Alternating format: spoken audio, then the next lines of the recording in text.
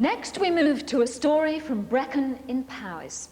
Bill and Liz Rich have rented their remote cottage for the past 7 years, and throughout that time have suffered a number of harrowing experiences. In this film, they tell their own story, and the images are an accurate depiction of what they say appeared. It starts with an encounter 7 years ago.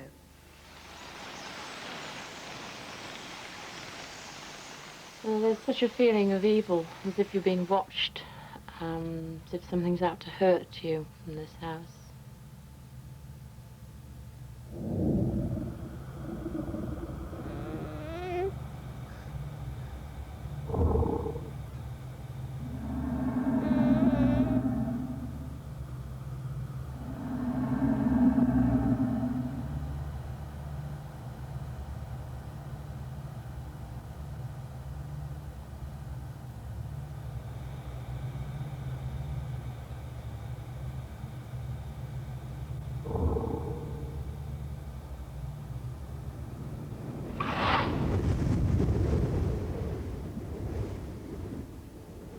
What happened in that room was very, very frightening.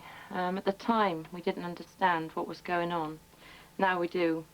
And we knew, well, I know now that we had another 7 years of hell in front of us. There was a very great fear, something that one couldn't find. It wasn't tangible. You couldn't chase it down, you couldn't pin it down. But it was there, drumming up the fear. Yeah, terrifying.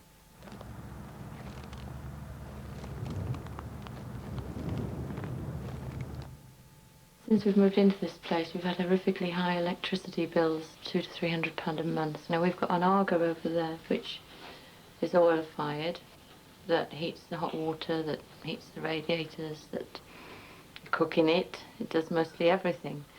So really, I mean, I don't have a dishwasher, don't have a tumble dryer. So what have I really got here? Not much at all when you look at it in that way. A washing machine. So it doesn't make any sense to me that we should be using that quantity of electricity. We had many checks done by Swalek and by independent electrical engineers many times, and indeed the place was rewired in November 1990. We clearly have a problem here that nobody has found. I can't explain it. I'm not a psychic, I'm not an electrician, I'm just me, and me doesn't understand. One day I've been shopping and with Becca and Ben, you know, just got out of the car, there's 2 kids loaded up, and the last thing I was thinking about was anything weird and wonderful.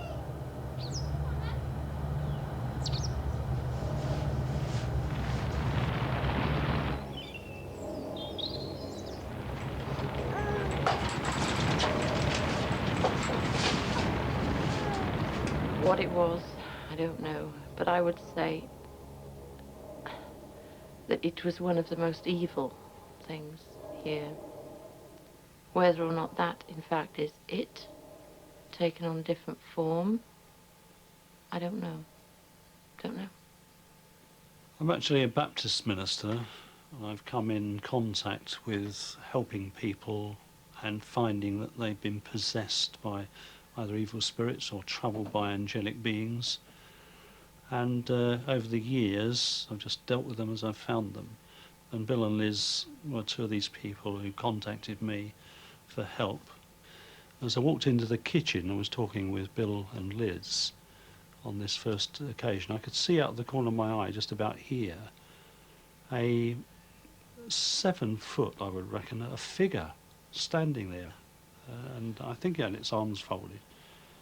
And it was there the whole time. And the whole place certainly had something about it which made you a bit uneasy. And we believe that somewhere in the past, even going back as far as the Druids, and certainly somewhere in this area, someone has put a curse on this place. Bill and Liz had allowed things to come into their life which were not Christian, that were affecting them. Anyway, we burnt all the things, destroyed the objects and the pictures and various other things. Anything that he thought that might be causing a problem, i.e. the books that we were reading, indeed one painting that had an eye in it, he thought that was a bad symbol. But I thought that if they were in any way responsible to what was coming in, then I was glad to be rid of them, because I thought at that time that that was simply going to be putting an end to it. I think from every person that's been in here, and we're talking of about 30, maybe more, we're all talking of Celtic pagan black magic, which seems to have gone on here at one point or another. Now, I mean, locally, unknown to us when we moved in, everyone knew this was a weird house. These ruins that you see around you were fascinating to us when we first moved in here, because all the stone from here was actually put into the conversion of the barn in the 1950s. Certainly the site has been found to be terribly sensitive. Historically, we've been back as far as we can, but we can't get it back any earlier than the 16th century. The problem might have begun here, and through the rebuilding, ended up there. It's a bit like a roller coaster the last 7 years. You get someone in, and it would be clear. The house would be clean. You'd get all your hopes raised, and you'd feel great. It would come back again. And then you've got to go through the whole procedure of finding someone who can please help. You find them. It goes away.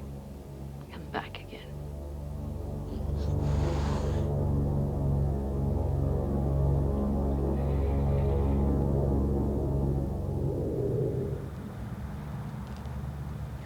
After living in this sort of atmosphere for 7 years, you doubt your own judgment. This can be a big problem. You think you're imagining it and making it up. So sometimes it's so good to have that third person coming in and saying, look, you're talking rubbish, there's nothing going on. Or, you've got a problem, let's try and deal with it. I go into people's places, people's houses, if they say they're haunted and they're being troubled, and I make contact with the entity and go through a process of releasing them. When I came here the first time, I found myself approached by a spirit in great distress, and he was the victim of a murder. He told me that he'd witnessed a satanic ritual being carried out in this area and had been unwise enough to talk about it, and he was killed. He also told me that, and I felt this, that he was struck on the back of the head with an axe. We spent some time looking through historical records and found that in the mid-1800s, 1840s, I think it was, local history showed that a local farm worker was murdered in a pretty horrific way with an axe to the back of the head. Evil attracts evil, dark attracts dark, like attracts like. And here we have a situation where, because of its past history, it was, as it were, a breeding ground for other evil to follow. I think there is a great and pressing need for this place to be cleansed, perhaps finally.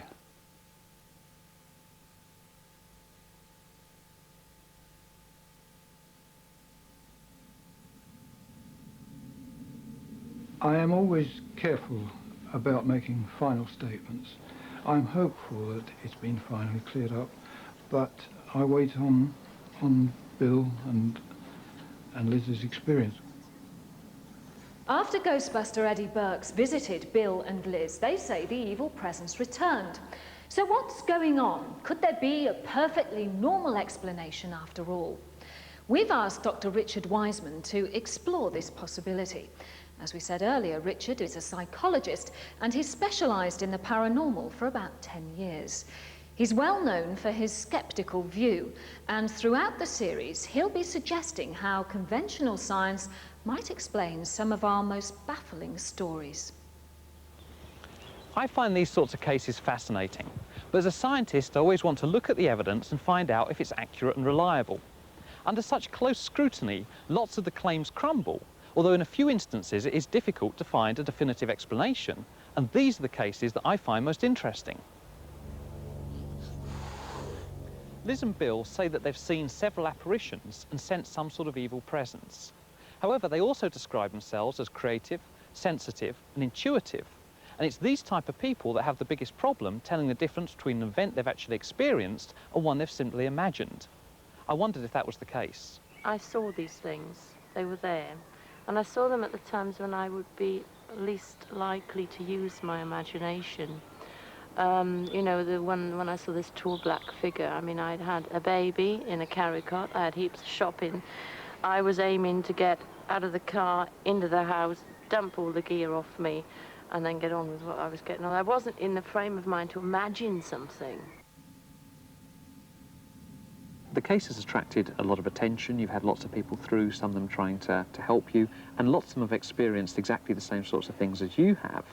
And again, it seems to me that maybe they've come here with the right sort of expectations, and that shaped their experiences. There was no sort of auto-suggestion whatsoever we made a definite in purpose most of of the that, didn't we? cases. If it was just Bill and I, okay, you know. But there's so many people out there that have come in and heard something, sensed something, seen something. I've looked at the electricity bills and they are quite high, about £400 a quarter.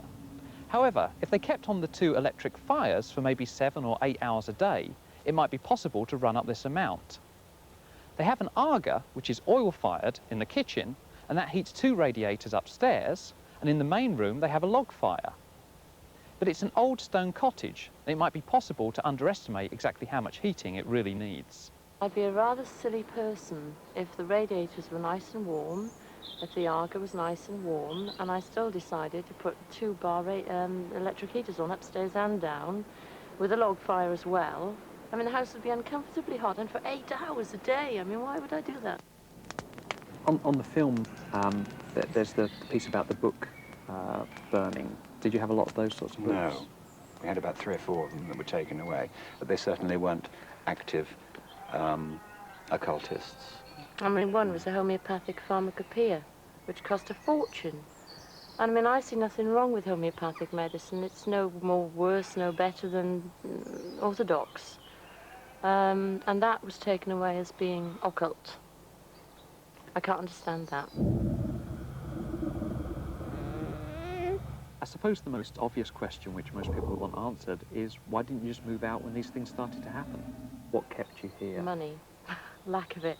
When we moved in, we had plenty of money. We were fine. We then got into such a financial muddle that we couldn't move. We couldn't buy anywhere.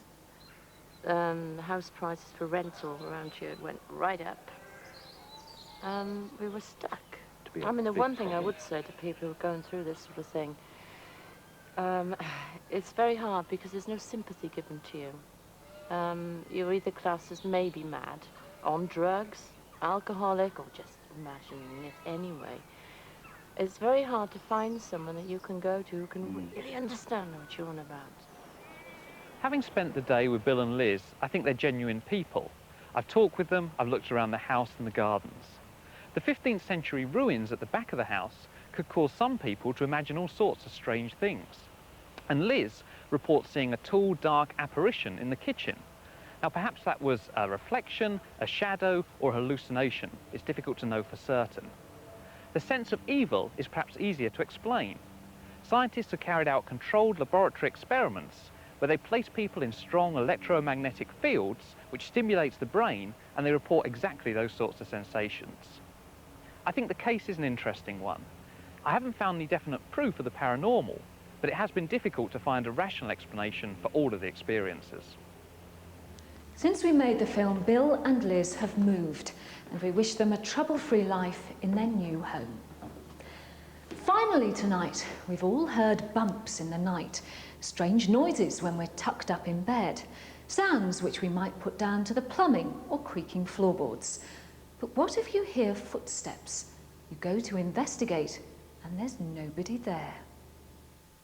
Well, I was living in Northumberland a few years ago, more than 10 years ago. A lovely old house set in a very remote valley about 10 miles from anywhere. It had 2 staircases, each going up to 1 bedroom. I'd been there about 2 years, 3 years, when something woke me up. A noise. I thought there was somebody in the house. Sounded very much like footfalls coming from the other staircase. But I looked round, nobody there, went back to bed. This happened several times on different evenings, always after bedtime. The noise always lasted for the same length of time, several seconds, in fact half a minute. It didn't bother me at all. It bothered the cat. She didn't like it one bit. It came to me that I was hearing 11 footfalls, which is a little bit strange because there were only 9 steps. After 9 steps, there was a squeak, followed by one final footfall step. So I worked it out that whatever it was going upstairs. Couldn't have been coming down because the next to the top step was the squeaky one. I got a bit fed up with the bedrooms being apart from each other, so got some builders in, and the idea was to take one staircase out and join the 2 bedrooms together upstairs. They had to take out part of the floor in the lower hall, big sandstone slabs. They took them out, and here underneath those slabs were 2 steps. Now nobody alive could have known about those 2 steps because that floor had been there for at least 200 years, possibly a lot longer. After the staircase was removed, the noises continued, and they continued until the day I left that house. A strange coincidence, perhaps? Even stranger if the footsteps could still be heard after the staircase had gone.